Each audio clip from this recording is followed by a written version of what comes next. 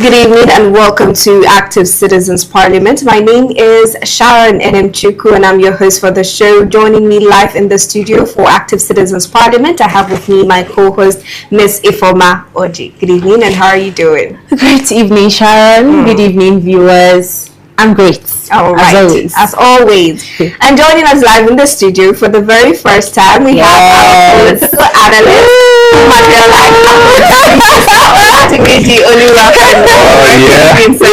analyst, such an ambience. How does it feel to be in the studio? Oh, it feels great. Unlike Zoom where you are dealing with the network and one of you there at the same time. But it's great to be live in the studio of the Active Citizens Parliament. You guys are radiant. Thank you. It's so nice to have you here on the show, and I'm very sure we're going to have a great conversation. Absolutely. Now we're diving straight to the story for the day. I will make sure Senator Wike-Ireti Kinigibe does not return as senator. That is not coming from me. That is coming from the FCT minister, Nyesom Wike. We'll take a look at that video, and then when we come back, we'll have a full conversation. And all of you, you are shocked. I have said it more than 1 year ago. Senator Wike, you will come back as a senator. Are you still standing on that? Are you going to defend? No, let me go. One other thing now, I have told you here. Look, you see, that's why people don't like those who tell you the truth. It's bitter. Let me tell you why. I will go to the satellite towns, communities. Do you know her? Do you know her? Let us show one project. You know the abuse Wike. I want you to be my friend. Is it by force?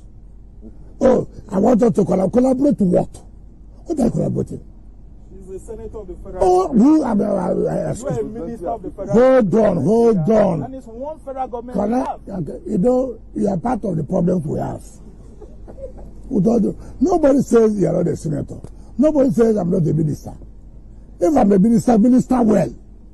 If I'm a senator, make sure that you do well. Okay. To work together. Yes. Who told you? So things are not moving. On behalf of the Nigerian. She said she called you. You yelled at her. No, I don't. Do you know that? Used to pick her. I don't even know her number. Can I tell you? Can I tell you? I'm not the man who pretends. I don't pretend.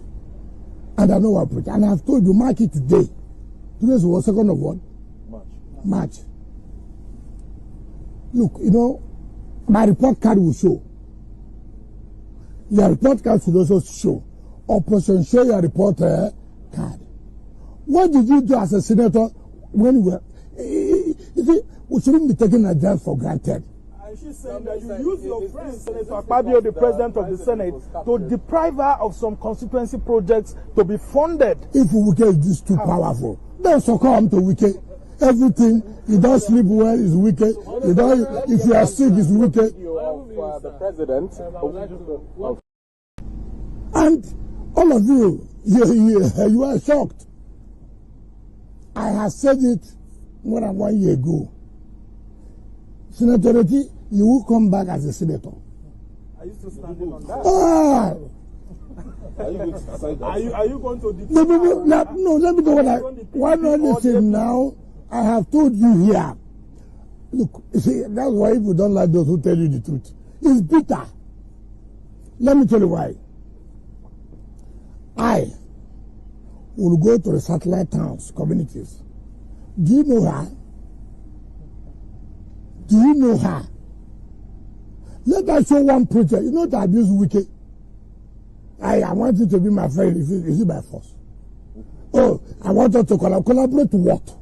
What are you collaborating? She's a senator of the federal government. You are a minister of the federal government. Hold on. And it's one federal government. You are part of the problems we have. Nobody says you are not a senator. Nobody says I'm not a minister. If I'm a minister, minister well. If I'm a senator, make sure that you do well. Okay. To work together. Yes. Who told you? So things are not moving. On behalf of the Nigerian. He said she called you. You yelled at her. No, I don't. There doesn't seem to be any reconciliation on the part of Nyesom Wike and Senator Ireti Kinigibe anytime soon, but do not take my word for it. Let us have the conversation first off. Nyesom Wike has come out to say plainly that he is not going to sit and see Ireti return as senator, and according to him, he has asked questions in the grassroots. Nobody seems to know her, and it is not by force, obviously, for collaboration. And I want to ask a question that I heard in that video. I want to repeat that question. We have one federal government. Why can't we have different people, different positions working together for that one federal government? Because we have principalities of powers and principalities and powers. Let me put it that way. You see, Wike, I don't know. I keep telling you that I don't really know the pact he had with the president, that he can just come out and spit anything he wants to on the public space and it goes undetected and unquestioned. Remember when he came out to say one time, that should be last week, when they conducted FCT election, that he will never allow anyone who is not in APC to win the election. And it happened. And just to add to that, I also think that Senator Ireti Kinigibe said something in regards to that protest, about not the protest, the FCT protest that happened where they were chasing Wike. She came out and she made a comment, and maybe he does not find that comment very pleasant. Nyesom Wike, you will not find it pleasant because he's not good with people that criticize him. He loves people that sings his praises, and it goes a long way to tell you the kind of people that we put in place of power. Now, Kinigibe is a distinguished senator of the National Assembly. It was the people that voted her under Labour Party, so her mandate lies with the voters and not with the FCT minister. So even if they are having any squabble between them, it shouldn't, the disagreement should not result to the entire thing not her coming back or skyrocketing into the public space. It is her, how am I going to put this? I'm really trying to find the right words to use, but it's because of the fact that nobody is checkmating people like Wike. That is why they can literally come out and say anything and go scot-free. And the moment Nigerians start realizing that, I mean, we've gone past that point whereby we just fight on social media, or we say some certain comments, express our grievances on social media and end it there, the better for Nigerians. These people are not taking Nigerians' word for anything. They can literally come out, shove anything into Nigerians' faces, and Nigerians will swallow it hook, line, and sinker. He does not have any right to say that she will not return to the Senate House or the National House of Assembly, because he didn't elect her in the first place. It is the people that voted for her. Well said, Ifoma. And then I have a question, Mr. Oladmeji. The fact that the FCT minister and the senator representing the FCT, in person of Senator Ireti Kinigibe, have such dispute amongst each other, I obviously know it's the FCT people that are going to suffer, but what other message does that pass across to other Nigerians who are observing? Thank you, Sharon. Just like any other politician currently out there in Nigeria, we have Wike festering in impunity. And he's not the only one. We have David Humari, also festering in impunity. And you want to ask yourself, how is this happening? I mean, how are they, emboldened? And every day they get more burdened to come to the public space and spew this gibberish in the faces of the Nigerian people without recourse to the consequences that may come. And speaking of consequences, the Nigerian people have removed themselves from the space. Initially, it was complete disconnect, and we came back around 2020 to participate in the NSAS. We came back in 2022 to participate in the elections because of Peter Obi. And right now, perhaps because of the failures that were attendant characteristics of that election, most Nigerians have come to the conclusion that there is no respite anywhere. Yeah. There is no light at the end of the tunnel. Let's just live our time and go as Nigerians without making no impact. So the message that this deliberately do, these politicians play out these scenarios deliberately, one, to discourage citizens so that you don't get involved. They know the socialist political space of Nigeria. To cut you short, you know that Nyesom Wike actually said something like this when he went to pay a visit to the traditional rulers in Rivers State. He literally, to the faces of the traditional rulers, told them not to involve themselves in politics. He told what his name, particularly Asari Dokubo. Yes. Now, he said that to Asari Dokubo, not to get involved in politics. I wonder who politics is for, if not the people. Exactly. Because democracy is the government of the people, by the people, and for the people. True. So when you are telling the people not to get involved in their own politics, it is a kind of lunacy for me. And the more they do these things, they do them deliberately. Look, these guys do not just come out unscripted. Every move, every word, every of their actions are premeditated. And so when they come out, they are coming out for a goal, to achieve an objective. And the objective is, either it is the period we are right now, which is the electionary period, to disenfranchise Nigerians, discourage them from participating in the process that determines their fortune. So the message is sending out to Nigerians is, just as he sent that message directly to Asari Dokubo, don't participate in the elections that decides your fate. Your future. And that has so much volume and so much impact in the lives of Nigerians, because like you rightfully said, from 2020 even to 2023, we really saw a widespread reawakening of Nigerians, and especially the Nigerian youths, to be more involved with Nigerian politics. But it seems that has taken a different turn after the last election. Now we're approaching 2027 election, and I just want to ask Ifeoma, based off of what has been going on in other countries, we can look at Burkina Faso, we can look at Nepal, now Iran right now, and the killing of their supreme leader. Let's take a look at how that all is interconnected with what is happening in Nigeria. I think it's all about dictatorship. Yes. And how the people reacted to that dictatorship. You mentioned Nepal. You saw what happened in Nepal, how they took power back into their hands. A lot of people, I remember when we talked about this Nepal issue, I said, can that happen in Nigeria?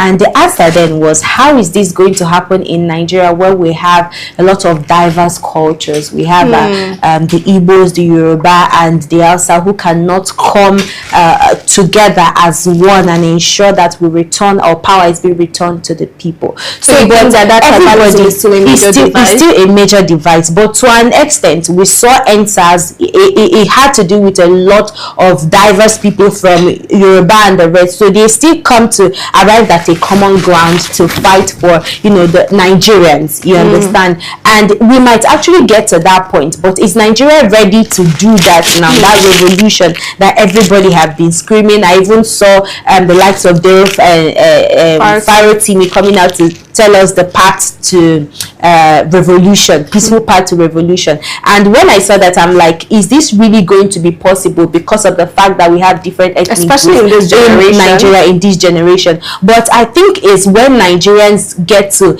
a boiling point, that maybe we'll see them reacting. But right now, I don't think Nigerians are ready to react, because take a look at what has been going on. Take a look at the president coming out to say that Nigeria is out of the woods. You are telling Nigerians that are grappling in insecurity, inflation, name it, a lot of things.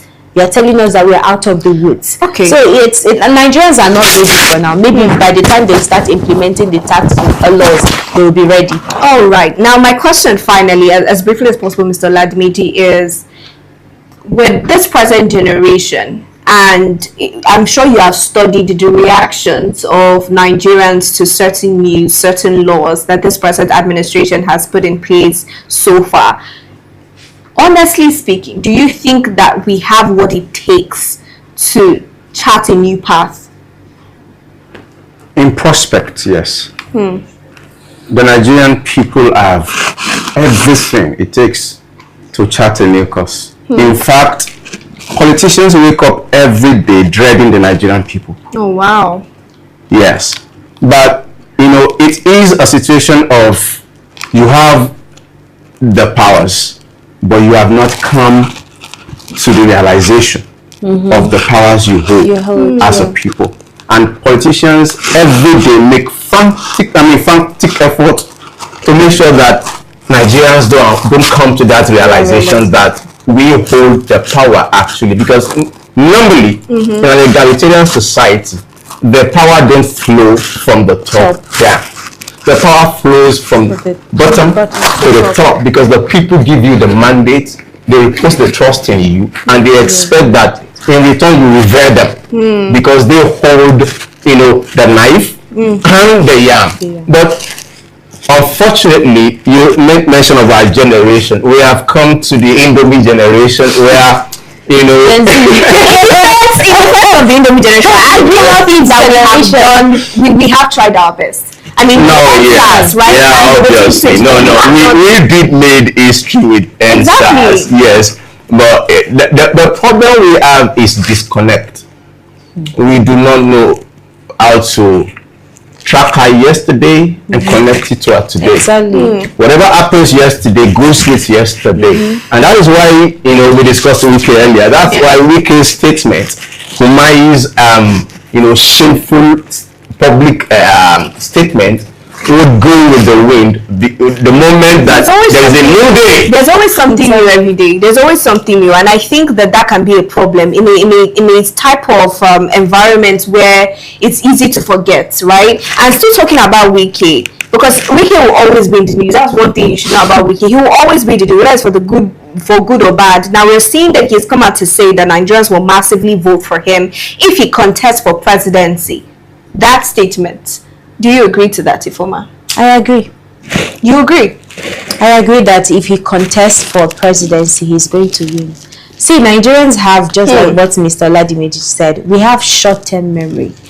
We live in the moment and immediately it's done. We forget the moment. Now, this man has come out to make a lot of unscrupulous statements and Nigerians are not reacting to it. This is somebody that declared state of emergency in Rivers State. This is somebody that left his work in FCT to Rivers State to go and police Rivers State. I'll put it that way. This is somebody that is interested in the National Assembly. This is somebody that is the president of Nigeria.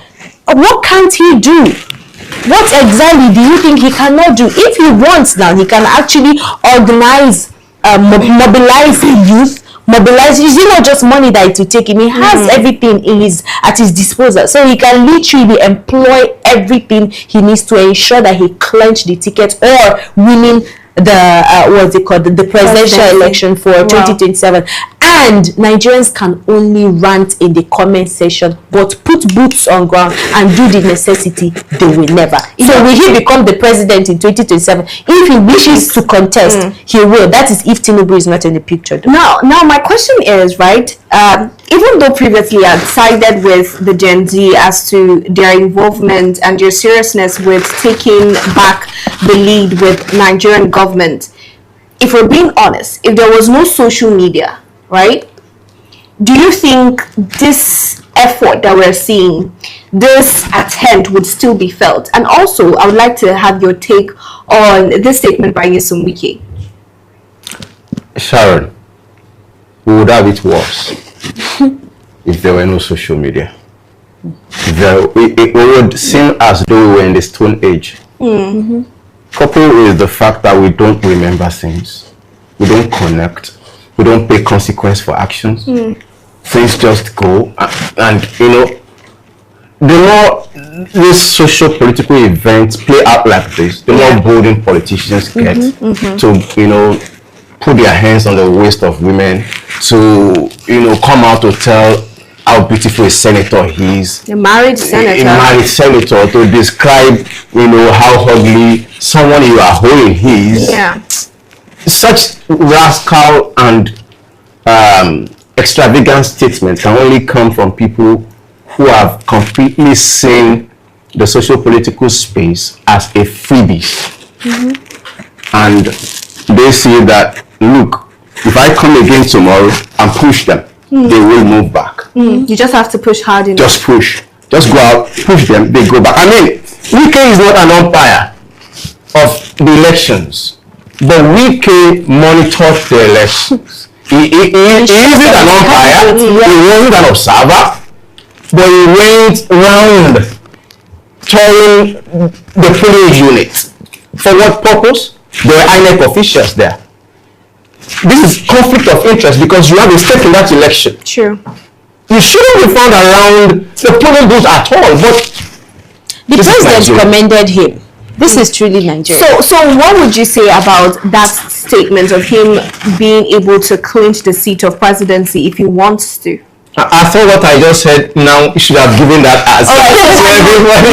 You agree. So just truly refuse. Oh wow. Oh wow. Now this brings me to my next question, right? If we have such type of abnormality, because truly speaking, Wike is not an umpire for our elections, nothing at all, neither is he an observer. But when you take a look at the type of statement that he has been making, let's take it back to Ireti Kinigibe and saying that he will make sure that Ireti does not return as a senator when he is not the people. He just has one vote, right?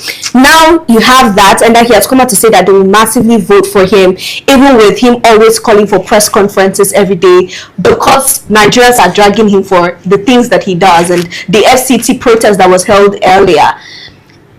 Where are we currently? Where are we right now? Sharon, you asked if he is the people. Wike, I said earlier, is the president. He's the FCT minister, and he is the people. See, Nigerians just need stipend. Just give them little money, and they will vote you in power. I've told you, if he wants to win this election, he will win. If he wants to contest for presidency seat, that he will contest, and he's going to win. Asking where are we? We are at a point that I see no pathway. You know, they always say there is light at the end of the tunnel, but there is no light in this Nigeria tunnel. There is no single light, because the people have not really realized, just like what Mr. Oladimeji said, the power they wield. We hold the power. Most of these people that are in political positions, we put them in that position, and it is left for us to ensure that they account for every penny that they spend in that particular office. This is taxpayers' money, so you should account for it at every given opportunity. But do we see Nigerians calling them, telling them you need, demanding for accountability? We are not seeing that. Though we've seen a lot of activists, you know, seeking accountability, ensuring that people's rights are being protected. But do we have enough people to fight this fight? We don't. All right. So where are we? We are not anywhere. You know, I like that you said that. And my question, this is the last one before we move to the last story for the evening. You know that before we started hearing of Christian genocide, whether this is not Christian genocide, everything was going on smoothly in Nigeria as if nothing was happening. And it was so funny to me because I would see international posts, international media people, foreign bodies posting about the Christian genocide. That's when this was starting initially. And it was so weird because nobody was talking about it in Nigeria back home. Nobody was saying anything. No top TV media, no top blog was talking about the possibility of a genocide going on. And I saw a comment one day saying, do you know that killings have started happening since it was in secondary school? Now you check the life and the mentality of someone who has been seeing people die every single day since they were in secondary school. They are no longer in university. They are even done with the university. Let's talk about how this has affected us mentally and that disconnect with not just the killings now, but the governance. Sure. it's unfortunate that we have a government who would rather not acknowledge the reality, but pay $9 million So lobby to kill the information. The first lady, Oluwemi, is a Christian. Yes. Not just a Christian, a pastor in the Redeemed Christian Church of God, and not just a pastor, a senior pastor in the Redeemed Christian Church of God. But she traveled to the United States of America and she lobbied a news network to give her audience so she can speak down on the Christian genocide. That's the country we are in. We reside in a country where the government, the federal government, at the initial stage denied the Christian genocide until the Pope. Remember Yeliwata? Until Pope spoke, the presidency never moved. Remember what event right now? Even before that, even when he visited, after the Pope spoke and he visited, he couldn't get to the venue where we had tens of scores of little children burnt. Again, remember that in recent time, after that, when Trump, he went silent. And Trump came out to call us a disgraced nation. That was when they realized that, it was going beyond hand, and they had to start traveling to America to lobby. I began to hear of the $9 million that they have paid to, I forgot the name of this organization. Not just one company, different lobbying organizations. There was this major one that they paid $9 million to lobby. In fact, the lobbying got to the point that they had to find a way to get Tinubu into a breakfast program with Donald Trump. And Donald Trump, just to get Donald Trump to recognize that, as though that recognition will raise the fact back home. The fact back home is that on daily basis, Sharon, Nigerians are dying. Christians are being killed in droves. Just recently, it doesn't make the news like you said, it doesn't make her legacy media. But do you know that one northern state there, in one of the local governments that is predominantly dominated by Christians, they removed that local government because it resides within the Christian dominated area and removed it to a Muslim dominated area. And when a state house of assembly, the only Christian state of assembly member raised an argument against it, she was suspended for the rest of the time. Oh wow. So this is the country we reside in currently, where the people are not really yet to come to the realization that if you don't do something now, it may take you another 10 years to get some semblance of freedom. Well said, Mr. Oladimiji, well said. And I think every single day we need to remind ourselves just where we are as a nation, because like you said earlier, it's easy for us to forget, right? But because of time, I would like us to move over to the very last story for the evening. We're going to take a look at a video where we're seeing Shegu Shoumi talking about Mr. P2B and him struggling and striving to gain unnecessary attention. Let's have a look. Saying Peter cannot clinch the ADC ticket. Let's go and clinch it now. Somebody that cannot give shishi. You went to go and join the midst of people that every ticket is what you know the money they used to do primaries. You are naive. I was spokesperson of a campaign. I know these things. I was former director general of campaign for Jonathan in Ogun. I won when others lost. I was former DJ of a campaign in Ogun many times over. Peter is always looking for frisbee. When others will say they are not contesting, they will step down for him. And I've always told him, listen, don't worry yourself. You have already done the major thing. You have ignited hope in young people. You have ignited hope in the Igbo nation. Why do you want to throw it away on the altar of all this kneeling down for them? Peter will go into a function and be kneeling down like what? You say I'm looking for a president that will be going around like a mascot?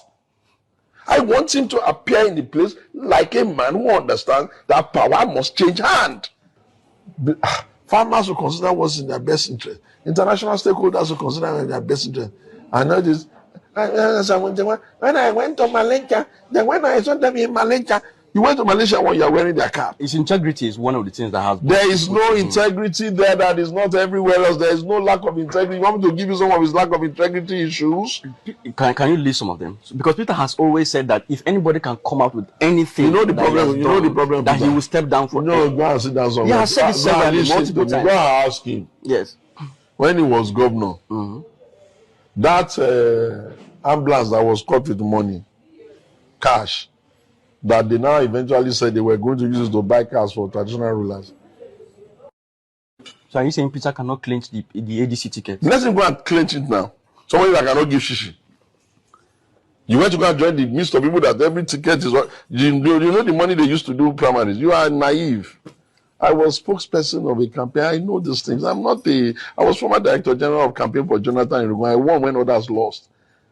I was former DJ of a campaign in Ogun many times over. Peter is always looking for frisbee. When others will say they are not contesting, they will step down for him. And I've always told him, listen, don't worry yourself. You have already done the major thing. You have ignited hope in young people. You have ignited hope in the Igbo nation. Why do you want to throw it away on the altar of all this kneeling down for them? Peter will go into a function and be kneeling down like what? You think I'm looking for a president that will be going around like a mascot? We just saw that video. That is him lamenting about the way and tactics Mr. Peter B has been going about his campaign and his presidential ambition. But do you agree with everything that you just saw? I agree to some of the things that he said, which I made comment of. I said last week when we had discussion about Mr. Peter B coming out to say that we've had a lot of people who have died under this administration, and a lot of things that he said during his speech. And one thing I said was, okay, we've heard this present administration has taken us 10 years back, 20 years back. What are you doing about it? You came out as somebody that will bring Nigeria to the light, different from the status quo, and that is why you garnered a lot of people to support you. What are you doing to ensure that these people don't get jaded? Those were the things that I said during that time, and I'm still reiterating what I said. We understand all these things. The people that you're playing this game with, they are not children. They are not sucking from a feeding bottle. They understand this game very well. We talked about the city boy movement and the rest of them a lot. You get that this president, the vehicles, name them. The buying of houses for judges, name them. They've literally done a lot of things to ensure that they remain at the position of power in this administration. What are you doing as the opposition party? Is it to go and what was that? Somebody was saying that he goes around to go and share food in parks and the rest. We expected him, or we expect him to do more as an opposition party. Yes, it's good to come out and name call and the rest that they do on social media, trying to talk down or downplay the opposition party. But what are the boots that you're putting on ground? What are the strategies that you're employing to ensure that you suck these people? Those are the things I was asking. It's not about making mere statements on social media. What is your workings? They say cho-cho-cho. You cho-cho-cho a lot. What is the workings? We need to see it. All right. Now, Ms. Oladmiji, you heard her for yourself. What is your response to that? Yeah, I want to agree with Ifeoma.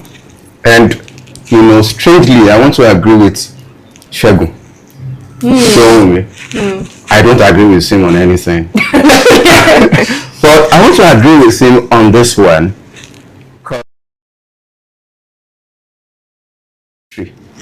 Oppressors don't willingly yield power to you.